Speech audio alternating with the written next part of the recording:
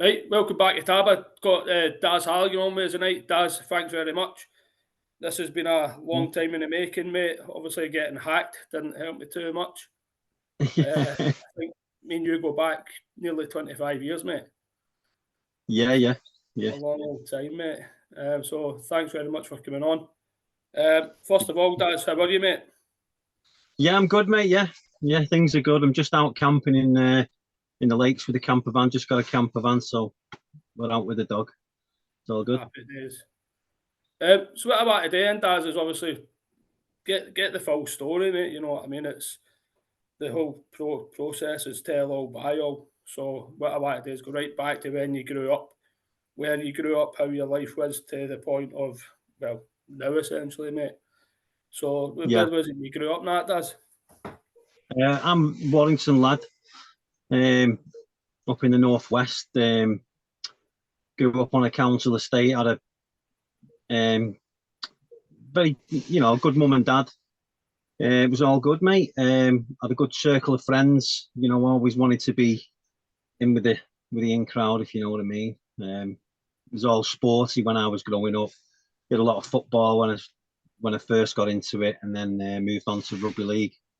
And yeah, no, it was Warrington was. I was happy with it anyway.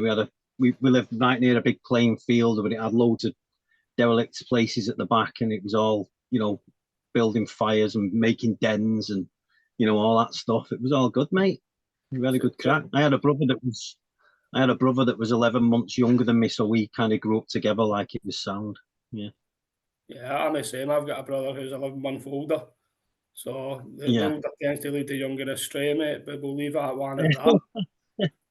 Warrington, it's sort of mashed between two massive cities as well, isn't it? So you've got plenty of mischief to get up to and about the area.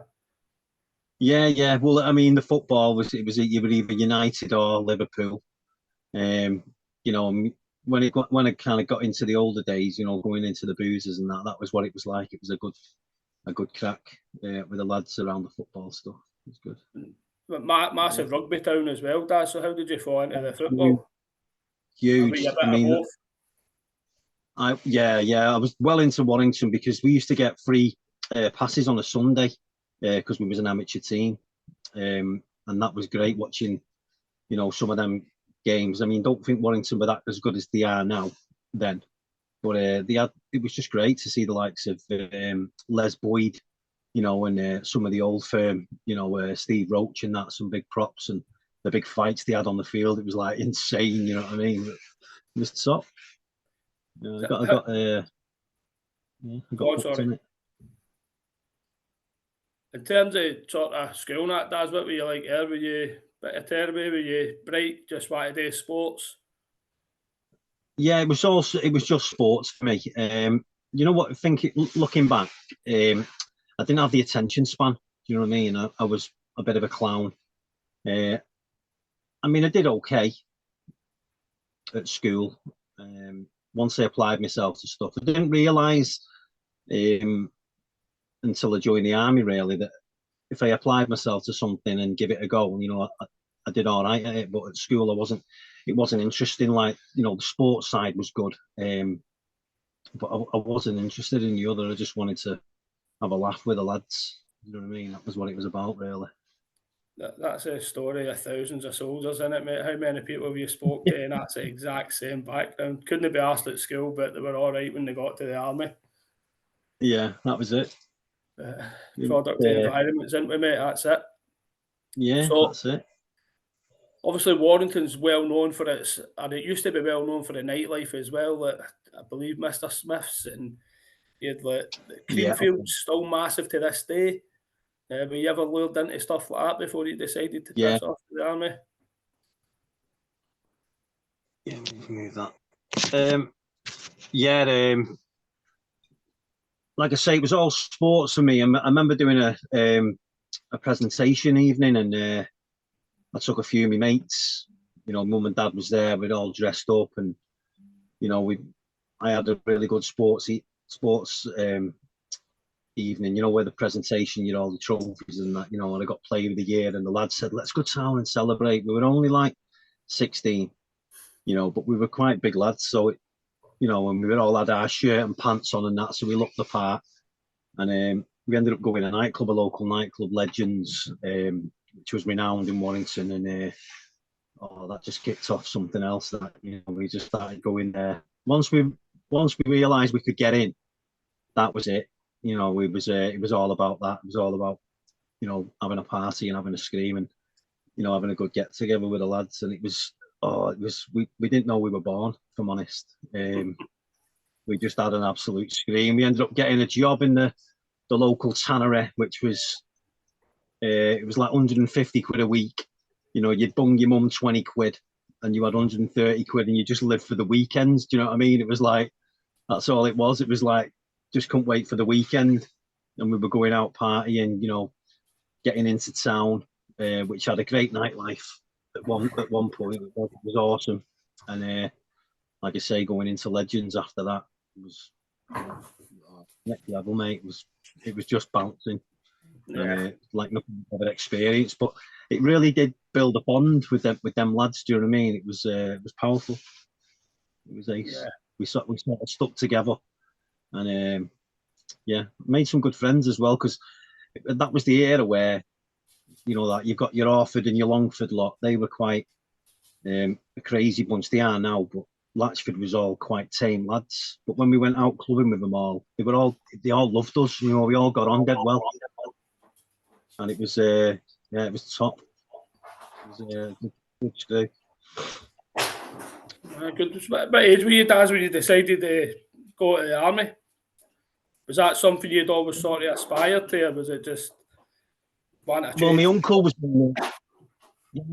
in the Kings, and he was. I remember him coming back once. He'd done an island tour, come back, and he was just like, I'd never seen him like that. You know what I mean? He was massive. He's only a little bulldog, my Uncle Kevin, but he was built dead stocky. You know, when he come in our bedrooms and he was like beating me and our James up. You know what I mean? And our Tony, all jovial and that, like. But he was just like, I just looked at him and thought, wow, he's cool. You know, and he had his sausage bag over his back and all that. You know what I mean? He just looked the part. And as soon as I seen that, and Kevin was into rugby and football. Kevin was a boxer as well.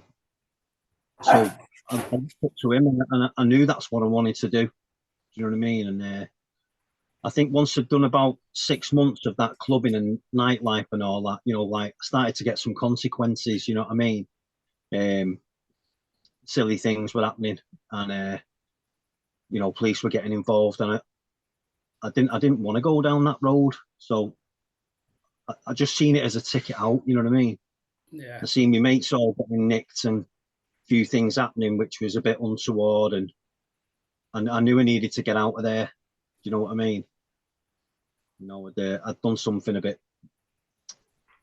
I'd let my dad down in a big way, and I just knew I had to get out of there. You know, I knew I wanted better. I wanted better for myself. Do you know what I mean? And I just, as soon as the chance arose, you know what I mean? It was like I went to that careers office and I just said, I want to join the army.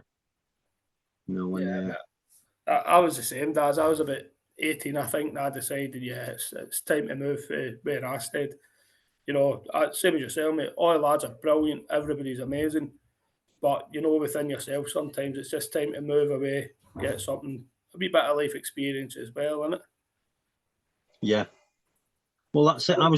We was knocking about, say we was like 16 to 17, like we were knocking about with lads a lot older than us, you know, who worked in the same places we worked, and like that's all they did. They was in the boozer, you know, Friday, Saturday, Sunday, and that was it. You know, a lot of them were living with the parents, and these were like 25, 30-year-old lads, you know, and it was all about the rave scene.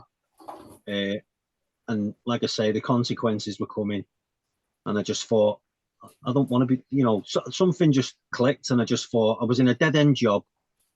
My last job before I joined the army, I was putting barcodes on personal refills, you know, and it was like 100 quid cash in hand, you know, and I was just like, what am I doing here, you know? And me and my mate, we were just about to get sacked, and we binned it, and went to careers office, and what, you know, when you always speak to people, you know, like when I come home, stuff like that, they were always like, oh, I was going to do that, but I couldn't because I had this and I couldn't. So I was dead lucky. You know what I mean? I realised just how lucky I was and how much of an opportunity that was. Do you know what I mean? Because I didn't have like asthma or any issues that was going to stop me from going in. I was made up. You know, looking back, you know, when I speak to people, there's loads of people I meet in Civvy Street. They all wanted to join. You know what I mean? Or I wanted to do that. I went to do that, but this got in the way, or they won't let me in because of this. And I was like, I was just lucky. You know, I just got it at the right time. And yeah, God knows where I would have been without the army, mate. Yeah, is the truth of it. You know, it was an absolute get out of jail free card for me. That. Yeah, and again, Daz, you've met so many people in your time, mate, and it's how many people are the exact same as that. It was either the army, jail, or worse. You know, yeah. Yeah. That's the thing. It's like we all come from the same sort of backgrounds, don't we? We all can relate to each other in terms of when we talk about stuff like that. You know that, yeah. So many people did want to do it as well. But I mean, we say lucky. Sometimes it's actually we taking the chance, mate. I mean, we walked into that careers office and we said, without any medical issues and that, we actually went in and said, we're gone. I don't know about yourself, but a few people said to me, you will never hack it, you'll never make it, you'll never go. And I was like, okay, that's fine. And then it turned out to be the longest 3 years of my life. Yeah. Well, that's true. You know, like I said, let me dad down. And I ended up signing up and stuff like that. So I was waiting to go in. I'd done the selection, passed that. And I was waiting for the letter to come through with me post, you know, when I was going in. And it came, and my dad went out on a night out, and he come back and he'd had a few, like, and he sat me down, you know what I mean? And he'd not spoke to me proper for a good 3 months, do you know what I mean? And he sat me down and he said, like, you know, you don't have to do this, you know. And again, I don't know where it come from. I said, I'm not doing this for you, Dad. I'm doing this for me, you know. And we got all the kit lists packed up and that, and they took me to the train station. And you know, even there, when they both waved me off, you know, my dad was a little bit like, you can turn back now. You don't have to worry about it, mate. You know, we can work through it. And I just said, I'm going to do it, Dad. And I remember getting on that train, mate, and I just thought, I'm not coming back until I've passed this course. I am not coming back. You know, I was determined. You know, and yeah, it was the best thing I ever did.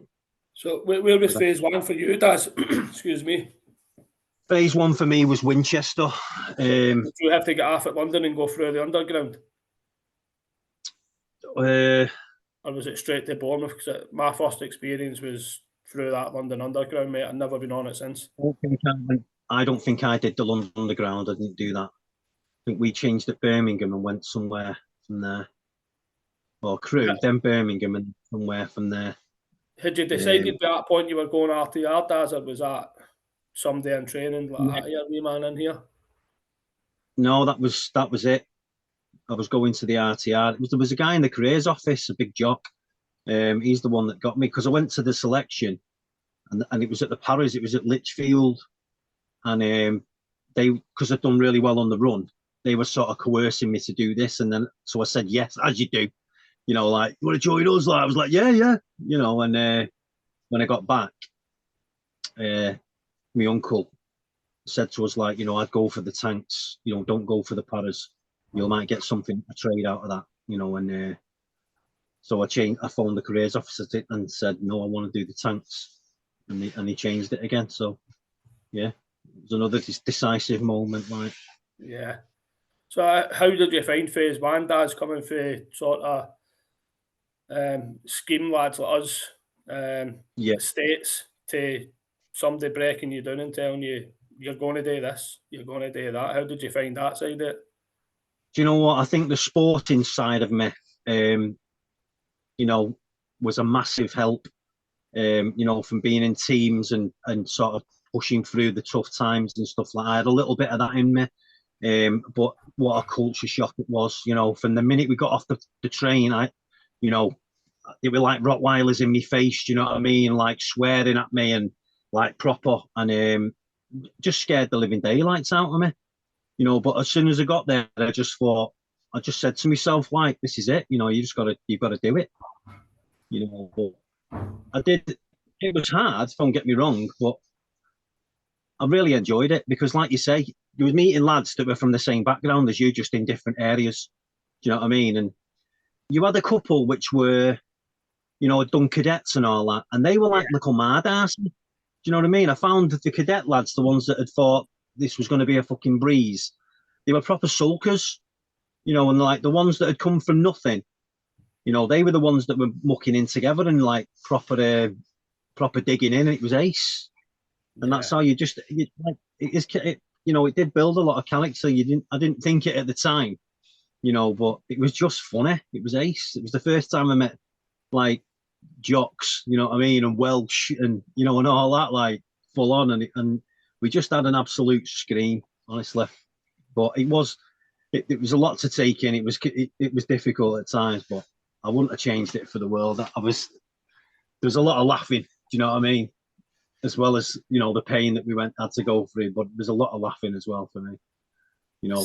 When you get some of them pelicans, like, you know, like no one had ever spoke to me like that, you know what I mean? And it was just like, sometimes I just burst out laughing, and they would go mad at me, you know what I mean? I'd be like, I just never heard it like this, me. It was carnage, you know what I mean? But when I did laugh, I did get, they took that smirk off my face in no time, if you know what I mean. Yeah. But yeah, it was good. It was good. They were allowed to give you a clout then, weren't they? Well, nothing too major, but yeah. A little bit. It was just funny, mate. Looking back, it was it. I think with phase one, if you didn't laugh, you weren't going to enjoy it at all, were you? You know, first 3 weeks you were grounded, and then it was right, you can have a beer, and it's literally as if you're playing the tin, isn't it? It's like you done to build you up, you know. Yeah, they did. He did exactly what he said on the tin, mate. It was brilliant. Yeah. And I absolutely needed it as well, you know what I mean? I really did. Yeah. Everybody says you come back a different man, don't they? And that's it. And you probably don't see it in yourself straight away, but eventually you realise. But so for there, was it down to Bovey? Did you? Yeah, down to Bovey, mate. Yeah. No, I was on Chieftain. Chieftain. We were the last Chieftain course. We was me, Ryan Taylor, and Chrissy Bates, and John Mason. We were all in the same intake, and Crabby as well. Yeah, we were all down there on the Chieftain. All the other regiments and all that were on the Challenger 1 stuff. We was on that. It was just like, what's going on? And they had I think they had 3 sheds, you know, like unbelievable bad. And everyone was laughing at us, you know what I mean? But we were like, no, we're tankies, mate, you know what I mean? Proper. But yeah, it was fucking nuts, mate. That's no bad, mate. I didn't think you'd done Chieftain, Daz, but I can imagine John Mason doing it, because he must have been about 10 years older than you, going through training. He was always 50, John, yeah, wasn't he? He was an older guy, a more mature guy, John, and he was a good guy to stick around. Yeah, we had a good intake, you know what I mean? And there was quite a lot of tankies. Taze was funny. You know, he was just, you know, with his accent, mate, he was just hilarious. So, and, the fact that he called himself go on. The fact that he called himself Big Taze and he's only like 4 foot. You know what I mean? He was meant. I can relate to the wee man syndrome stuff, mate. I know you've got to get it there sometimes. So, Faye Bovey, I can't believe you've done Chieftain, but yeah, you've done Chieftain anyway. Where was it? Straight to Germany for you, Daz, or was it Tidworth? No, Tidworth, me. Yeah, I arrived at Tidworth. Yeah, and straight away, it's like, you know, I didn't know the rules. I had my MFO boxes put outside my block, and I walked into the nearest room, you know, didn't knock, just opened the door, you know, and the lad just walked over and give me a dig, you know what I mean? Like, what you doing? Smack, you know, don't you knock? I was like, what's going on here? You know what I mean? So I've just got here, mate, you know, I need help. They just went, fuck off. I thought, what's going on here? But the regiment was on exercise. So yeah, it was just a case of getting your kit packed. You know, it was just all full on in it. There was no breather. You know, you're thinking you're probably going to get bedded in like nice. Oh, here you go, mate. Here's your room. You know, we'll help you out and all that. And you know, you just got to the guard room. You know, it was like, right, your boxes are there. That's your room. Go and get your boxes in your room. You're on exercise tomorrow. There's your kit list. See you at morning. Like, yeah. You know, and it was just like, get on with it. And I didn't get a wink of sleep that night because I was just cracking on to getting stuff sorted. And you know, yeah, I tipped up with me, you know, my burger full of everything that they said pack. And yeah, it was. I was going on to Gary Plevin's tank, and Chris Dow was our troop corporal at the time. And yeah, he was just a fucking beast, man. You know what I mean? He's like his character was just massive. I remember walking into the hide where he was. Something had gone on. Some guy had died, so they were on a maintenance day. He was trying to trim the creep out whilst leaning over the gun. And yes, and I didn't know that. No one even mentioned it. You know what I mean? It was just, to me, it was just like they were having a maintenance day. And yeah, I remember going over and he was just like a insane character. Like, I just looked at him and I was just instantaneously, I was just shit scared of that man. You know what I mean? Because he was just like backing and growling and, you know, taking the mick. And I was like, what is going on here? With his tash and that. You wee dick. I was like, shit, man. Just diving for cover, you know what I mean? But yeah, it was just in deep space as well, and you're like, is he taking the piss? Has he been serious? I don't know yet. Yeah, fucking right. Jimmy Derry was me gunner. I took over a trooper McDonald, and he gave me a few thingos about what was wrong with the vehicle. And he mentioned, I didn't take much of it in, but he mentioned something about the seat. You've got to keep screwing the seat down on the left-hand side. There's only one bolt. And it went over my head, you know what I mean, until I started driving it, you know, and it came undone. So my seat's going everywhere, you know what I mean? I'm trying to it was just absolute carnage. It was Jimmy Derry, Dave Mellin, and Gary Plevin. And that was like crazy. I was hitting every bump. They were going absolute nuts, you know what I mean? Plev was jumping on the hatch, booting me in the head. Yeah, Dave Mellin was making food. You remember the cheese possessed? This is a great story, this. Yeah. So Dave Mellin was making sandwiches, you know what I mean? And, when we were parking up and that for your lunch, you remember you used to get them sausages and all that stuff in the wrap packs you used to get. And he's passing out these sandwiches, like, you know what I mean? Big wedges, you know what I mean? He's like, yeah, pass that to Jimmy. You know, like, yeah, you go, Jimmy. And he was, yeah, Dad, pass that to Gary. He's passing Gary. I was thinking, I can't wait for mine, mate. I'm fucking looking forward to this. And he passed me out a tin of cheese possessed. I was like, what the fuck? What am I doing with that? And he turned around and he said, you look after me and I'll look after you. So I had to eat the cheese possessed for me dinner. Oh, it was minging. And you could smell me breath for like a mile away, you know, as soon as you open the arch door in tank, like, you know, everyone was like, fuck it, oh. But yeah, on them tanks, mate. Bloody hell. Yeah. These were the things that you did, though. It was like, that's the learning curve, you know. He taught me how to think about, you know, how to drive and all that, you know, and about looking after the crew. Because when you're in training, you just want to fly over bumps, don't you? Do you know what I mean? It was like, you know, yeah, major learning curve, but brilliant at the same time. Top. Yeah. So, moving on a few years, you ended up doing a school and that, didn't you? Did you go down to Bovey instructing? No, I went to the Armoured Trials and Development Unit. Right. Down at Bovey. Got me Lance jacked. You know, we moved to Germany first, and you know, grown from strength to strength. Got put in Jimmy O'Neill's troop first before we left Tidworth. We had a great troop in A Squad and 1 RTR. That's when I was padded up with Berkey and Andy and that.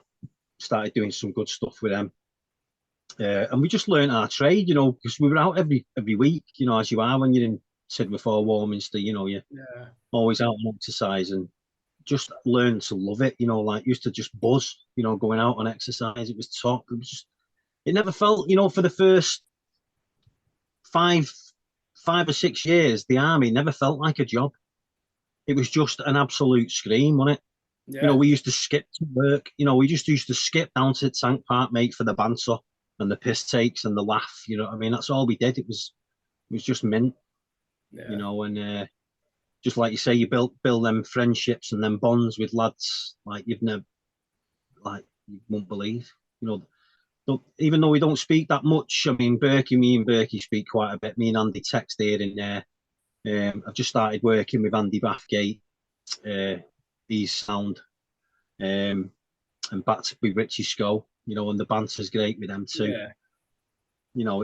But even though you don't speak to others for a while, when you do like a golfing weekend with them or you go down and meet them, it's like you've never been apart. You know what I mean? We just fit. You know what I mean? Yeah. It's just such a lovely thing to have. Do you know what I mean? And it's an absolute gift. You know what I mean? To have them type of people in my life. Yeah. And being able to build that bond with them, it's meant. And I think that's what Army does, doesn't it? I mean, I'll mention it very briefly, but bloody Cambrai football, mate. If you can play that and then shake hands after it, then you're going to be mates for life, aren't you? Definitely, man. But I mean, I did actually just call it football. We know it wasn't football, mate. It was just whoever breaks a leg first wins. Yeah, it was carnage, wasn't it? But again, it was all just such a great thing for the regiment that, like everyone got bang involved in it. If you weren't playing, you was down there watching, you know what I mean? It just got that camaraderie going. And, afterwards in the bars, certainly in Germany, like you just couldn't beat it. It really, the togetherness when we was in Germany was, because when you're in England, you're going home every weekend, but when we moved to Germany, like the bond, the regiment became a family, and that's when I realised what being in the army was about. You know what I mean? It was awesome. I joined in '99 just as the regiment came back to split Hornington and Warminster. Yeah, I completely missed Germany. Excuse me. But I've heard some really good stories about it, and I mean, I'm gutted I missed it, but I'm also glad to still be alive. So, you know what I mean? yeah. I'd have been on one out there, mate. But it was, it was just one of them things. We did like Canada's, Poland's. You really, your squadron was like everything, and everyone got on really well. The togetherness was there. There was a few hiccups and issues here and there, but they got sorted out, and the regiment just it was just massive, mate. Again, it never felt like work. Do you know what I mean? And I never had the day off, and I didn't want a day off. Yeah. It was like, it was just one of them where it was just the way of life. And to be honest, at them points, I was never leaving. Absolutely. Yeah. There was no way. The best screw I'd ever been on, when you'd have been at that time, you'd have been a fool to leave, but people were leaving. And you were just got smacked at it. It was like, what? How you do it? What you mean leaving? What? This is it. I mean, does it get any better than this? We were weekend millionaires, mate. And everywhere we went, we just had an absolute riot. It was top. Oh, that's it, mate. It was good times, wasn't it? And eventually, it's not for everybody, but for the ones it is for, it's good times. How long did you do in the end, Daz? 12 and a half years, nearly 13 years. 12 and a half. You were on telly, weren't you? Yeah, I was on the first one, Telly one. Yeah. No, I remember. I think you were at Hornington. I just moved up from Warminster at the time. That's why I was asking, because I remember seeing everybody out there, but I was down in I was in the airport and everybody was up at Alcurna. Was Alcurna? Yeah, that's right. Yeah. Again, I was coming up there every couple of days and everybody was telling me how good a time they're having, and I'm sitting in a fucking fire station. Oh, this is shit. But hey. So ours wasn't great. Say again, mate. Ours wasn't great. The tour wasn't great. It was a nothing really. Again, but I think if anything, it's shown us just how unprofessional we got. you know what I mean, and things needed to change. So that was a good thing about it. And although it was shit at times, mate, as you said, the friendships you've already built up, you get a good laugh with them people. Do you know what I mean? And your wee yeah. mates are always there, and then you have a bit of banter with them, and it gets you through Yeah. the 5-6 months. It's them lads that get me through, mate. It's them times, you know. That's where, yeah, I couldn't have done it without some of the lads that were there. You know what I mean? And the screams we had and the laughs. And I remember, like, you know, getting your just the things that you used to do. You know, when you used to get your mouthwash, you know, and the OC come walking in, we've all got a bottle of mouthwash in our hands, you know what I mean? And he walked in and we'd all just start gargling, you know what I mean? He did, and I'm sure he didn't know, but there was alcohol in it. You know what I mean? A couple of lads that I cut about at a time got done for, I think they fucking buckfast in a shampoo bottle, you know, and just like that, he's a crazy man. Yeah, But man. they're still crazy to this day, Daz. So after 12 and a half years, mate, you decided it was time to move on? Yeah, mate. I was, you know what, I was a bit lost. I think things were going wrong at home. That's when it sort of, and I was never leaving, like I said, but my home life was damaged. That caused a few problems again because my ego was big. And if I'm honest, I was maybe a little bit too, you know, I'd done really well. I'd become a tank commander, and I was down in Warminster. It was quite a high-profile job, and you know, in all honesty, it was probably too much for me. And you know, I didn't know this at the time, but I was quite fearful. And then, so what I did instead of, you know, acknowledging any of that fear was, you know, I just built a massive ego, you know, and started to do things, just silly things, you know what I mean, and hurt the people closest to me. So them things, when the wheels started to fall off that way, drinking was getting a bit too out of hand. Yeah, I was doing some silly stuff, and yeah, I think me and my partner had a few, my wife at the time then had a few issues, and it was all created by me. And then we ended up moving, getting a house up north, and then I was going home on weekends, and then it just wasn't working for me. I was struggling with it, but I didn't know that at the time, you know what I mean? I was too busy, you know, living off this ego that had created, you know what I mean, which was absolute nonsense. But it was just my way of dealing with it, you know what I mean? I didn't know how to deal with it. So looking back. Yeah, I think I've told you before, Daz, but I remember for sort of the Warminster days is you were always like a life and soul. You know what I mean? You were always dead, outgoing, loud, and everybody laughing and stuff like that. But things I've learned in the past few years is that person's not always a man who wants to be like that. It's a mask, isn't it? You know what I mean? It is that, yeah. But for us youngsters at the time, we were all like, looking up to you, thinking this guy's just funny as fuck. You know, he's not got a care in the world. But actually, you tell us now, and you've told me previously that there was issues. You know what I mean? Yeah, I was struggling quite a lot, but I didn't know how to how to deal with it. I didn't know to voice it out to anyone. Do you know what I mean? And it just came out sideways. Do you know what I mean? I had low self-worth. I started doing things which were damaging me, damaging my partner. You know, and I was burning the candle at both ends, and you know, the wheels were going to fall off, and I knew I had to go before something went wrong. Do you know what I mean? I was thinking that getting out was a good idea. It was just an irrational, you know, based around fear, really, just a nuts decision. You know what I mean? And I used the army. You know, I had an incident, a drinking incident, and it knocked me back a bit. And I just got bitter then. I used that as the excuse, do you know what I mean? But that wasn't the reason. You know, the reason was, you know, I was struggling with the army, you know what I mean? And the responsibilities that I'd been given, do you know what I mean? Yeah.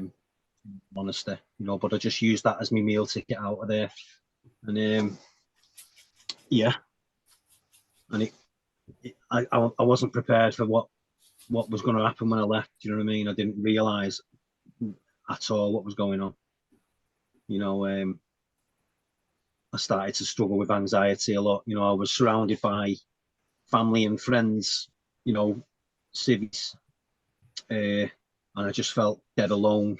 Didn't know I didn't know what was going on. Didn't know how to speak to anyone. Like I say, my marriage was on the verge, you know, and I just turned to, you know, drinking and other silly things, really. And yeah. See, at that time, Daz, were you still putting a mask on it and just being oh yeah, dead yeah, loud? I was blaming everyone. About the place and stuff like that. Yeah, I was blaming everyone else. It was never my fault. It was, you know, I had always had an answer for it. You know, my parents were getting involved with some stuff and saying, Darren, this isn't you. You know what I mean? I was going, yeah, no, it's them, it's this, it's that. I would never take responsibility for it, for my actions or the consequences that were coming. You know, it was always someone else's fault, you know, and yeah, I just ended up, you know, losing everything, you know, and I didn't have the courage at that time to reach out to anyone, you know, and say, like, you know, I'm struggling. You know, I just kept, you know, bulldozing my way through life. I mean, I was lucky I had good parents, you know, but I did eventually hit a rock bottom. And, you know, I went home with my tail between my legs and I asked my mum and dad to, you know, put me up for a couple of months while I got myself back on my feet. And then I just made a big decision to look for some help.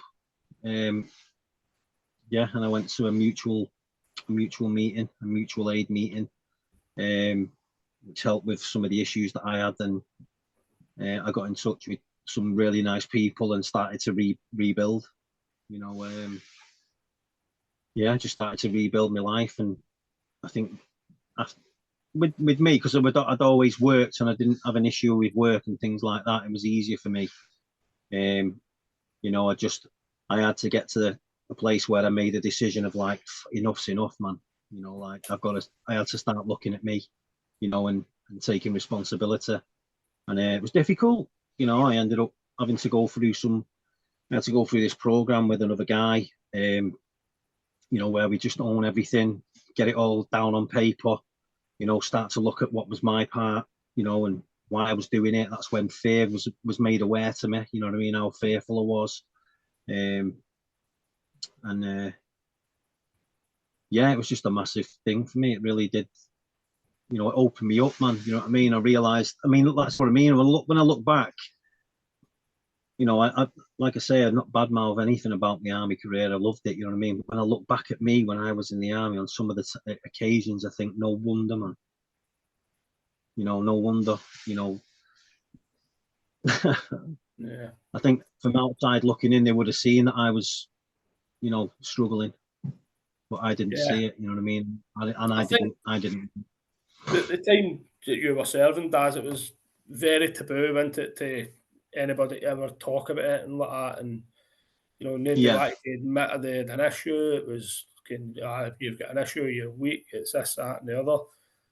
I think if that was fast forwarded a few years, somebody might have taken you aside and said, Daz, what's going on? You know what I mean? But hey, that's time, isn't it? You know what I mean? And it's different times, different people. We all learn different things, don't we? Yeah, mate. Yeah. But see the period of leaving the army to sort of leading up to the now, we'll talk more about it. But you were always working though, weren't you? That's what you said. Yeah, I've always worked. I've had no issue with working, and that's been my saving grace. You know, the HGV driving has always bailed me out. You know, I've built up my experience up on that, and I've made some good. You know, I've worked for some decent firms and built some good rapport with them on that. And yeah, I've always been, you know, the army gives you that. You know, if anything, the army gave me was a great work ethic.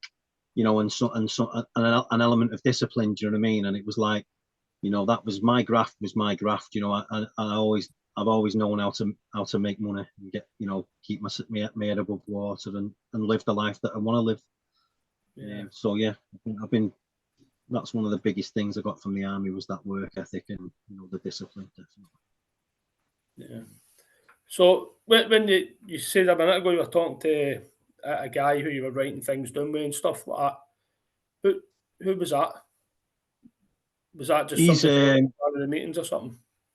yeah, someone from the meetings, from the fellowship. Like he's my sponsor. He sort of guides me through this, a 12-step program, and we have a look at like this. Really, have a look at my upbringing. What was like growing up. But it's just the questions are dead intense. Do you know what I mean? And when you start with that with a pen, it's quite powerful. And then when you read it back to someone, he gets to look behind the words. Do you know what I mean? And hear what's being said. He's a good man. How did you find that initially, Daz? And I only ask because obviously I've told you before I had some issues myself, and I went to therapy, and it taken me probably 13 sessions before I actually opened up properly. And she said to me, she's like, I thought I'd lost you because I just couldn't get you to open up. And I always think initially it's dead hard to do, isn't it? Of course, definitely, mate. I was I was a closed book when it comes to getting real. I didn't know how to do that. It was all masks, but when he was peeling them off for me or highlighting, that's a mask. Why are you being like that? Why are you behaving like that? Why this? Why that? He was always very, like that, and he would always challenge me. He was challenging. You know what I mean? And it was only then when I started to realise that, it's okay to be me. You know what I mean? I'm all right to be me. I don't have to be this play up to the crowd or, all that stuff. But yeah, it took a while, mate. I had to go to meetings for about 12 months before I did any actual proper work on myself. You know what I mean? And in that, I had a few slips and hit a few bumps in the road. But yeah, they had to. It was just something I had to do. I'm grateful I did it. Yeah, absolutely, mate. It's expected as well, isn't it? Because when you're opening up, mate, it's some of the stuff that I'll use myself as an example. Some of the stuff I was speaking about, I was thinking, fucking hell, had to go away after it, have a pint, and just say, obviously, that's not the best thing to do, but I had to do it. Because some of the stuff that these people are really good at what they do, and they can open you up like that, and I found it difficult. Yeah. But like I said, it's probably the best thing I've ever done. I seen a phase where you were going through with just a lot of hill walking and stuff like that. That's obviously a massive help as well for you, innit? Absolutely, yeah. I got in with a few friends who I was working with at the time, and he said, start doing some hiking and stuff. So I started to do that, and then we were going up to Scotland and doing the Munros. Done it for about 4 years, and a couple of times every year, and it was just amazing, mate. It was just brilliant, mate. I was just a different person. I'll give you the story. I went up Trifan with a few mates, and there was some army lads there, and it was like looking at me. They were there with their, they were obviously on adventure training or something with their troop corporal and troop sergeant or whatever. And we went up this ridge, and ours was like a technical ridge, do you know what I mean? Where you had to be present, you couldn't mess about. But they found the path and just went trudging up the path, you know what I mean? And every time that we seen them, the lads were on the phones and talking about getting pissed, and they weren't looking up. Do you know what I mean? They weren't bothered about what the surroundings and what it was like. You know what I mean? They were more asked about when they get down, where they're going, what they're doing, and all that. Which was exactly how I was. I'm not judging them or anything like that. It was just, I looked at it and I thought, that was how it was. It was just all about that. You know what I mean? And we was up there. We were just taking it all in. And there we'd had there was a thing called the cancer, but it's like you get a good little. It's like a rock balancing, and when you put lads on the end of it, it looks like it's going to fall, but it's massive. It's never falling. But it's a great photo opportunity. You know what I mean? And like their troop sergeant had to say, "Yeah, lads, get on here, get this picture," because they weren't bothered. Whereas we were like all over. You know what I mean? It just shows the change. That's when I noticed like the change in me. It's like, I'm on the right path type thing. You know what I mean? It was it was an eye opener. But yeah, Yeah. Definitely the mountains has been an inspiration for me. I still do it today. We're in Windermere now. Set the dog out, just get out in nature, mate, and it's just clears the mind. Do you know what I mean? Just after that stillness, that's all I'm after, mate, is a peace of mind. Just getting away Definitely. from it. In terms of the fellowship, that's just a couple more questions, mate, and I'll let you get back to the lakes. In terms of the fellowship, you're still with that today, aren't you? Yeah. Cool. Yeah, I still go regular meetings, still do service, and take part in the meetings. It's gone a couple of steps further since then. I got baptized a couple of months ago. I've done a few Bible studies, just doing things to try and deepen my understanding of life, really, mate. And have a bit of peace and the sort of things that I do. It's not, I'm not, the things that interest me today are not what used to interest me. Like going the boozer and the sporting stuff. I still do a lot of exercise. I do at least one triathlon a year, just to keep my hand in. And I like going out on my bike. I like doing cold water meditations. I like cold water swimming. I like lake swimming. That's brilliant. Best training I've ever done, if I'm honest, because it's a proper experience. I've just found new things to do. You know what I mean? Which are not negative. They're all positive things. You know what I mean? And they make me feel good about me. You know what I mean? They're not. It's just the little tests at times, but I just get so much from it. You know what I mean? And it gives me the goals. You know what I mean? Something to aim for. And there was a time when I was missing, going out and doing them type of things, but it doesn't interest me now. You know what I mean? It's not what it's not what I like doing. You know what I mean? Yeah. The real me.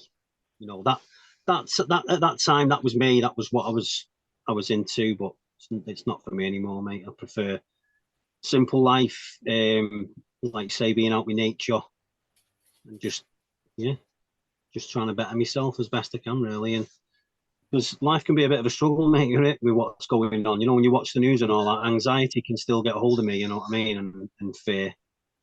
So I just have to do things to keep me grounded as best as I can. And the thing is, Daz, there's so many other people out there who get that exactly. They're watching news and they'll get a bit of anxiety about it and they don't know where to turn to. Hopefully, we're doing stuff like this. That this podcast is actually about getting people talking. Do you know what I mean? And that's what it's all about for me. I just want people to talk, open up, because I can guarantee you, the more we do it, and that your story there, mate, is amazing. And you'll know that you've probably heard that same story right up to a certain point after hundreds of people you met in the army. But yeah, definitely. By opening up, other people open up, you know what I mean? And then people know there's a back end to it, or, there's an end to. You might have anxiety, but you can get out of it somehow. Like you use the hills, you use training, there's lots of ways people can get out of it. No saying for a second everybody needs to go and walk up Trefan tomorrow, and you'll feel great about it, because if a lot of people walk up Trefan tomorrow, they're going to hate me after it. Fucking nasty, what you done to me here. You know what I mean? Yeah, well. But there's so many ways out of it, and with the shit going on, people just need to find a way just to focus their mind a bit more. And as I've said before, I've said it to you, I've said it to millions of people, having a pint's great, do you know what I mean? But know where that limit is as well. Know when it's time to just switch the gear away and go for a run, go for a wee 5 miler or something, just get your mind going. Definitely, yeah. Daz, I'm going to let you get on with your time, mate. Anything you would advise anybody going through any struggles mate? You want to leave a thought with them? You know what, man? It's one of the hardest things to do, man. But it's go and find some. If you're struggling, man, the truth is you're not alone. And there's help out there. If you stick your head above the parapet, man, and reach out, I'll tell you now, your hand will get gripped. And you'll get the help that you need. I found that. And I've built some amazing friendships outside of the army through this, through fellowship, through going through some painful things and dealing with that past, so that I can have a decent future. And it's all good, yeah. Daz, thank you very much, mate. Appreciate your time. Thank you. And thank you very much for coming on, mate. That'll give a lot of people a lot of hope, mate. Thank you. Thanks for having me, Dave. It's been an absolute pleasure, mate. And I hope it all goes well for you, pal.